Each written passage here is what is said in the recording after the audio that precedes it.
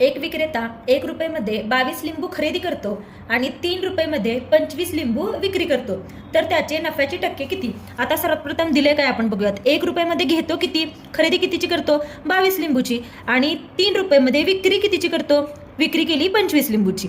समजा जर 1 रुपयाप्रमाणे जर 22 लिंबू घेतली तर 3 रुपयाची किती लिंबू येतील? जर 1 रुपयाला 22 तर 3 रुपयाला किती येणार, 22 गुणिले 3 म्हणजे किती झालं, 66 येणार.